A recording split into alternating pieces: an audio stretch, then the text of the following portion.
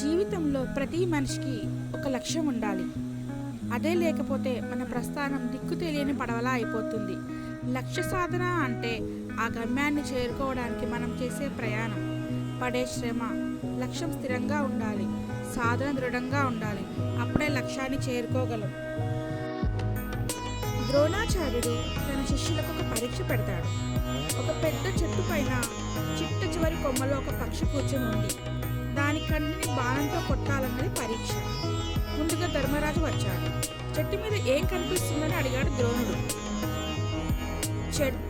చెట్టు మీద పక్షి, ఆకాశం, పక్షికి చుట్టూ ఆకులు ఉన్నాయి అన్నాడు యుధిష్ఠిరుడు. సరే, నువ్వు వెనక్కి వెళ్ళు అని చెప్పి భీష్ముని పిలిచి అదే ప్రశ్న అడిగాడు.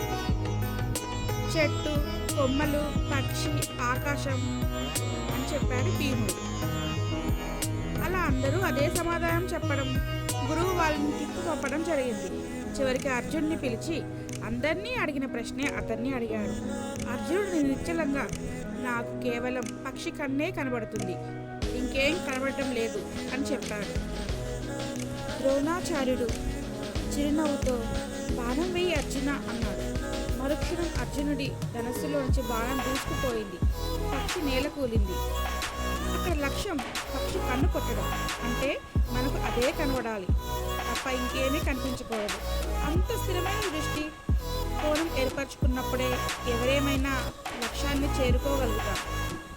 అర్జునుడి లక్ష్యం పక్షి కన్నులాగా మనకి మన లక్ష్యం ఏంటో ఖచ్చితంగా తెలియాలి. దానిపైనే దృష్టి నిలపాలి. లక్ష్య సాధనకు కావాల్సింది స్పష్టమైన దృష్టి, ఏకాగ్రత. లక్ష్యం చిన్నదైనా పెద్దదైనా దాన్ని చేరాలంటే మనస్సు, శక్తి, శ్రద్ధ అన్నీ ఒకే బిందువులో కలిసి ఉండాలి. అడ్డంకులను అధిగమించాలి, కానీ లక్ష్యం నుంచి వెనక్కి మళ్ళకూడదు. రామరావణ యుద్ధంలో లక్ష్మణుడు గాయపడ్డాడు. వైద్యుడు సుషేనుడు వచ్చి చూసి హిమాలయాల్లో ఉన్న సంజీవని తెస్తేనే లక్ష్మణుడి ప్రాణం నిలబడతాయని చెప్పాడు. హనుమంతుడు ఒక్క క్షణం ఆలస్యం చేయకుండా హిమాలయాలకు దూసుకెళ్లాడు.